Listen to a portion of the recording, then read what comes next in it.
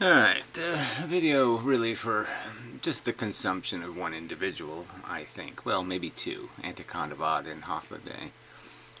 Because I really don't think the average person has any problem. Their duplicity is in a different place than the duplicity of these individuals. So, I'd say that the average person clearly knows the value of their sensations. And clearly knows if I made a universe and I made 7 billion of thems, identical to them, clones, and I tortured them, they know that wouldn't be a good universe. It'd be fundamentally flawed. They'd get that. If I made a hell and I tortured them in it forever, they would get that, yeah, that can't be a good idea. There's got to be a better plan. Got to be a better way to do it. That's like the worst way to do it. You can't really think of a worse way to bake the cake of a universe than to torture me in 7 billion forms for zillions of years. That would be just stupid. Bad idea. Don't do it. Don't press that button. And I think most people could figure that out. Now what they can't figure out is Jews feel. Okay, they don't get that. Or they don't get something simple like that. They find some way to eviscerate the reality of other people's welfare, and they say it's okay because they're too stupid to feel, or they're too evil, or they have pain-killing horns or something. They come up with some preposterous rationalization to make other people's pain turn into nothing, so they can ignore it. That's their duplicity. So that's the common duplicity I'm fighting, is this idea that, somehow, if I migrate a broken leg, say a broken leg is coming right for us, and there's a group of us, most people think, if I can deflect it to that guy, I win. I've done something smart. When no, you've done nothing. You really haven't accomplished anything. It's not a good deed. It's not clever in any way. If you didn't analyze first who the best person capable of withstanding the broken leg would be the smart thing to do, kind of a thing.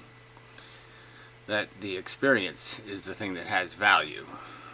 Who's experiencing is irrelevant, pretty much. And only has meaning, as I've pointed out, in the context of a system of reward and punishment, where you can deter actions and encourage action. So anyway, alright, so we've been over this, and I'll just go over it again, because this video is just premised, it's just all false premise, all the way through, just false premise after false premise after false premise, in the sense that he uses little language tricks to evade what has been stated to be the truth. And because he's attempting, as I'll play this clip where it's going to be the end of the video for me at 5 minutes, because it's just such a stupid remark. In the sense he's conceding the fundamental argument, which is we have nothing to talk about. And he just won't admit that. I mean, there's no point in me playing soccer with you if you don't allow the existence of goals. Why would I play? It's a stupid game. Oh, let's go run back and forth and not score any goals ever. Because I won't allow you to make a goal. There won't be any. The end zone will be the same as the side zone. And we'll just run around in a box. And that's how he thinks reality works, because he won't allow there to be anything real in it. Yeah. Anyway. Okay. So I have made this argument about subjective projected value and real intrinsic or absolute value. And the argument I'm making quite clearly is that without a sensate organism on planet Earth, nothing could mean anything. It's just a comic strip. It's a video game. It's a piece of nothing. It can't have significance in terms of any kind of value problem. Nothing important happening here in terms of how it happens. It just couldn't possibly matter, especially if no one's even watching the TV show. So it's like saying I make the SpongeBob cartoon and then I don't broadcast it. I mean, it couldn't be more irrelevant, could it? Yeah, I mean, the characters in the cartoon don't feel, and nothing feeling is even watching it. So how could it possibly mean something? No, couldn't possibly mean anything. Couldn't be important. And that's what this is our conversation's about. What is significant about being here on planet Earth? And what I'm making this simple argument is what I've observed as a conscious organism is the significant thing happening on planet Earth are experiences and the quality of those experiences. That's the important thing. So anyway, but the idea of projected value doesn't mean that all value is going to be projected, because I've already explained that. Your brain absorbs the universe in bits of information, and it coalesces them into a picture of reality. And the picture is either accurate or inaccurate. That's the argument. Now, you can project in the sense that you can see a value incorrectly. I can see, let's say there's a robot called Hothliday, and it doesn't really feel. Well, I might be fooled into thinking, well, that's a real person and has real feelings, and I might worry for it. And that would be a wrong projection. Now, the vice versa could happen, where I think he's a robot and he's actually a living person. And then I'm projecting no value, and there's real value, so I'm missing something very important. See, so projection is inevitable. The point is accurate versus inaccurate descriptions or perceptions of the reality. So, yes, I use the words projected, and people use the word subjective. But the real point to get to is accurate and inaccurate assessments of potential. That's all we're really doing, is assessing potential.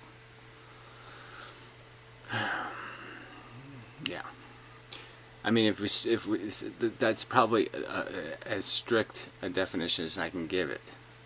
Like in assessing the potential of using certain cheap steel in a building, or you know, not putting bolts in a building. You can assess the potential risk imposed by such shortcuts or such behavior. All right. Money has real value in the sense that it has real use value. So I guess you could put this down to something having something being of direct value, which would be the feeling organism, directly is creating value. And there can be resources or things in the world, like this pen, that can have the ability to affect those things. So they have use value. So he uses this analogy of a kid playing with a ruby or something, a big giant ruby, and not appreciating the value. Well, that's because the kid is ignorant. He doesn't understand that, well, I could cash this, I could sell this to a silly rich person and get real money. And with that real money, I could feed my family. I could feed my whole village. And we could all live really well, instead of me sitting in the dirt, you know, playing with a ruby. I could be doing something intelligent. But he doesn't see the potential because he's a dumb, ignorant kid. Very similar. So this pen probably doesn't have much use value. It's not going to make too many people feel good or bad. It's not very significant. But if this was a vial full of a cure for cancer, well, different story then, right? Or you know, something that prevented cancer, not even a cure, but a prevention. You just drink it and you're immune to cancer. Cancer immunity. Then this vial has tremendous value because it can be used to mitigate against the enemy, which is suffering. The bad thing in the world. The bad component. Alright. Alright, because it can, so as I stated, money has real use value, as it can reliably prevent or dispose of real suffering. So the suffering is real, the component happening to the sensate organism, the experience, is real. Everything else is indirectly valuable. The value is still real. The vial of cure is real. It just needs to go through a process. It needs to be processed into a real accomplishment. So it's in the potential form, not the kinetic form. The kinetic form is the experiencing individual. The potential form is in the form of more efficiency or greater this or greater that in terms of protecting people from harm, like knowledge. All right. Then we go from, so again, more of this non-real equals, does not equal projected, because these are two different kinds of concepts. When I say it's projected, I'm usually implying that it's a subjective projection based on poor data, incomplete data, personal bigotry. And I've made that argument over and over again that those are the wrong assessments of reality that I'm trying to get to. Now, maybe I have to just come up with more explicit language for you to get it, but I'm not saying all projected perceptions are inaccurate, and that's the point. They have a degree of accuracy. I'm saying that if somebody sees a Jew and says the Jew doesn't feel as much, I'm saying they have an inaccurate perception of reality. So the real argument is accurate versus inaccurate descriptions of reality, which has really been what I've been arguing in all my videos. So I don't think you should be as confused as you pretend to be. So as stated here in my notes, if the child was playing with, let's say, a galaxy instead of a ruby, something more directly involving, the welfare of sentience, and let's say there was hundreds and millions of planets with hundreds of billions of feeling things on them. It's playing with it because it's just a shiny toy to the child. The child has no understanding. So the ignorance is in the child's perception that there's nothing to see here. There's nothing to worry about. When of course, throwing it the wrong way or doing the wrong thing makes the galaxy turn off and horribly and miserably kills all the poor inhabitants of all the planets and blah blah blah blah blah. So it's consequential. Let's see. So it's treating victims like toys, and victims aren't toys. People aren't toys. So unless you think they're toys, which I guess you do, then we don't really have a conversation. As I've pointed out so many times, you won't play the game with the appropriate goals, so there's obviously no reason for me to play on your field. It's not soccer, it's not football, it's not a game. There's no rational coherency to my universe. My universe, sensations have value, and I have no rational reason to believe other people's sensations don't have value. And I certainly have no rational reason to believe other mammals' sensations have no value. No rational reason to believe that at all.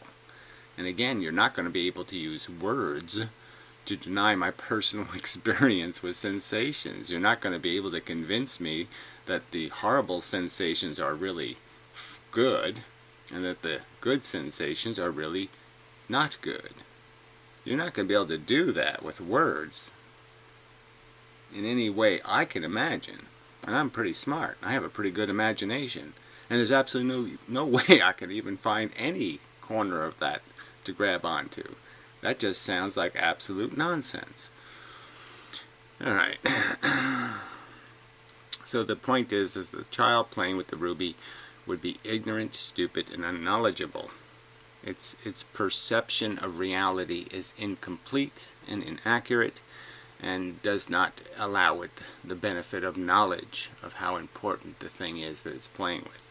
It doesn't realize that it's like its penis or something. It's an important thing. You don't want to harm it because you want to be able to sell it for zillions of dollars and save your people. Okay. So the next point, he must value your pain. Now, so he's arguing that, so he just doesn't buy this argument that we have any obligation to recognize each other's sentience and realize that it has a consequence. And the consequence is that you will feel negative sensations, I feel negative sensations, and that I don't make bad go away by deflecting it off of me and making it go into you. That's not a win. There's still negative sensation. I haven't cured the problem by deflecting a problem. I mean, it's just logical, I'm afraid. But the whole point is there's be no logical consistency in my philosophy, because I have no rational reason to believe your capacity to feel is somehow less than mine. I have every reason to think that some people will feel more and some people will feel less in some sort of balanced way. I have every reason to believe I'm of some generic middle of the bell curve. And it really doesn't matter, even if I'm at the end of the bell curve or at this end of the bell curve. The fact is that it really doesn't matter in terms of the argument that I know there is a curve, and I know the substance of it is that we know there's things on this side of the fence and things on that side of the fence. As I've stated many times before, the extremes are still going to hold true. Torture is going to mean something to anybody on the curve, except for you apparently.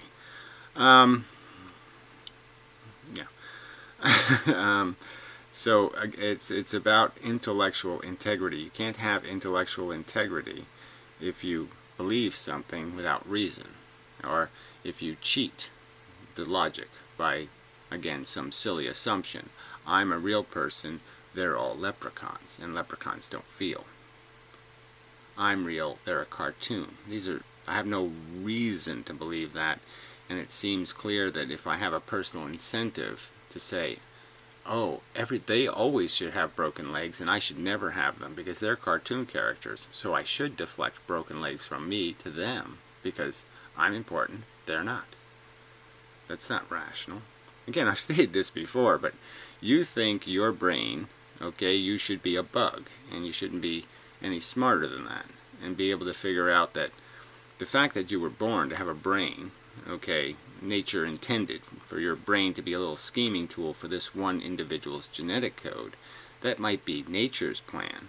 But the fact is, we're smart enough to play a better game than that, and realize that whatever my brain can do, if it can cure cancer, it should cure cancer for everyone, not just for me. The value is what I should be after. That's the goal. The goal is the improvement of the condition of sentient life on planet Earth. That's the goal. And you just don't see that as a goal. And I think that's just totally irrational. And unacceptably irrational. Dangerously irrational. Psychotically irrational.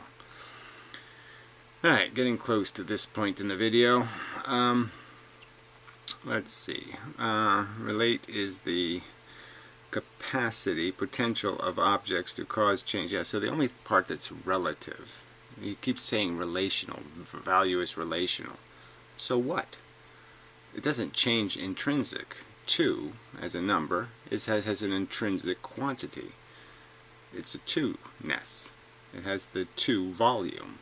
And yes, it's relational to 3 and it's relational to 5, but it's still intrinsically 2. So the fact that value is relational doesn't have anything to do with whether or not you're talking about something is accurately described as having the potential to do good or bad, or whether you're describing something as an actual kinetic producer of good and bad, which would be the sentient organisms.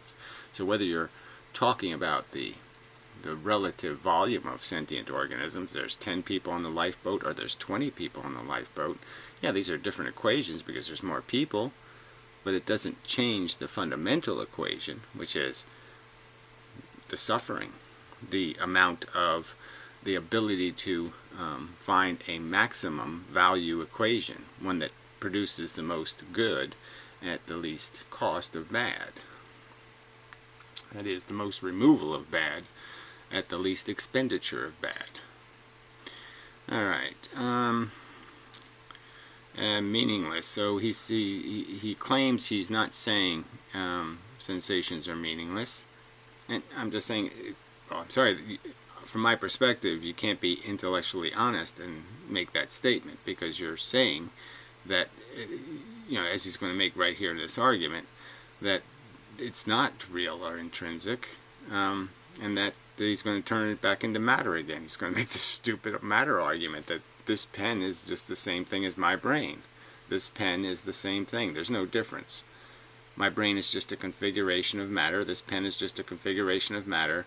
This has properties, and this has properties, and somehow none of those properties can be value creating. And again, that's my fundamental argument. Is quite obviously the configuration of brain space that creates a sensation of torment and agony and suffering and pain is a configuration, no matter where I put it in the universe, is a bad thing. That configuration is bad. Now, you don't agree, so we have nothing to talk about. Again, there's just no rational coherency to my existence. My existence is, I realize I have a brain, I realize it has states, I realize that some of those states are obnoxiously horrible, and some of those states are not obnoxiously horrible.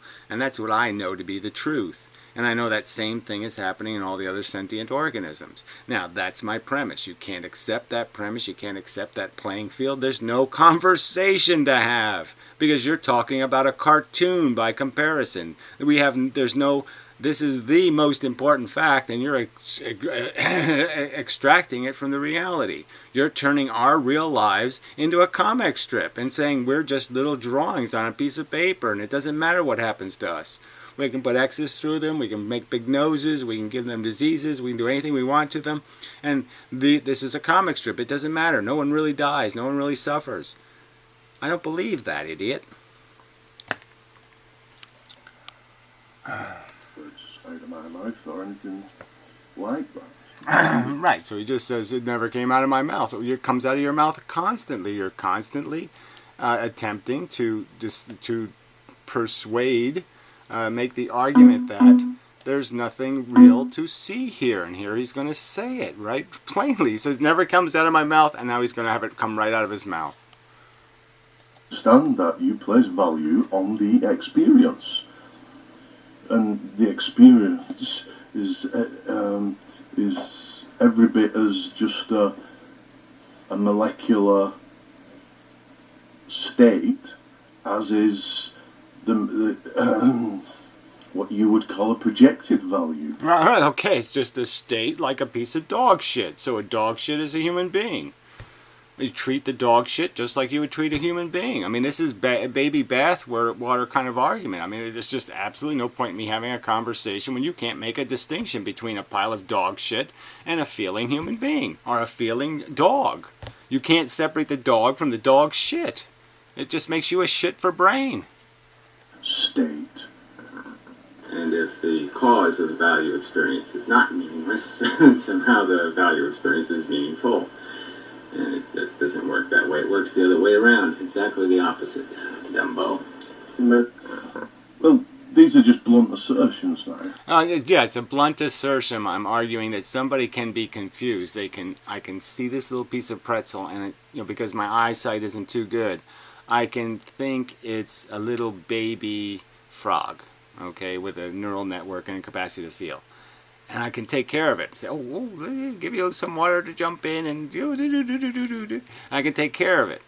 And I can feel, good sensations based on the fact that I did something good, but I really didn't. See, so that's a misprojection. I projected wrongly. Now, the effect is I still feel good, which is good, and the welfare of the frog certainly doesn't matter because it's not a frog. Okay, it's a piece of a very hard pretzel. I almost broke my teeth on the fucking thing. Anyway, don't buy pretzel chips. Silly things. Anyway, what's the argument is that sometimes you can feel good for the wrong reason. Sometimes you can feel bad for the wrong reason. You can get all emotionally upset over something that really isn't something to get emotionally upset about, Your 117-year-old grandmother dies or something. You go, oh, yeah. And it's like, well, if you really analyze it, you hadn't seen her in 17 years. She really doesn't care that much. She really wasn't that terribly useful. If you really think about it, there's really nothing to mourn. Yes, it's so what? It's life goes on, blah, blah, blah, blah, blah. And you say, yeah, all this emotional stuff is excessive. But it doesn't change the fact that the emotion happened and that the person's pain was real, in the sense of how they experienced it. Now, they experienced it inappropriately because they misidentified the truth. Well, that doesn't really matter. That's what I was saying, asshole.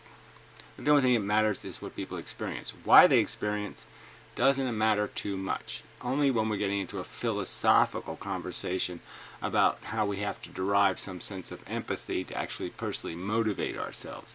So if we don't really identify a cause, you know, if you don't really believe in the war, it's going to be hard to fight the war. You have to really, you know, conjure up some personal interest. And this is it's a problem. Inmendham doesn't understand when he's just bluntly asserting things. Yeah, well, whatever. It's a blunt assertion based on personal experience. Again, how can I can't say it any clearer to you. My evidence is personal and real, and I'm arguing that every other human being probably has the same evidence. So I'm just saying you may believe that most people can't see the value because they think everything's an inanimate object in a cartoon. But no, I don't think that's what they think. The only way they do it is because they're bigots. Okay, and they do it through a rationalization of personal interest. They just say, I know my feelings are important. I know it would be really bad if I was tortured in the real sense of the word. It would be a bad thing happening on planet Earth.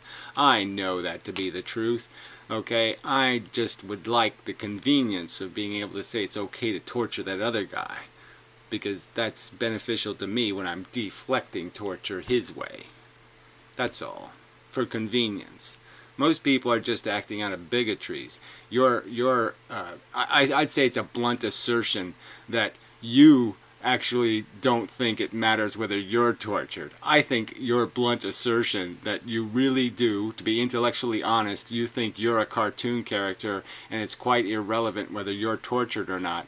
I think that blunt assertion is a pile of fucking shit. As we have to take, right? I think you're just such a fucking bigot that you've realized you know you're a bigot, and you've come up with this preposterous cartoon theory of reality just to escape any kind of obligation to recognize the truth. And your intellectual dishonesty is revealed in the fact that I don't think you are unaware of the importance of your sentient welfare. I'm describing. No, I'm not going to do that again. So anyway, I'll cut this. There's no point.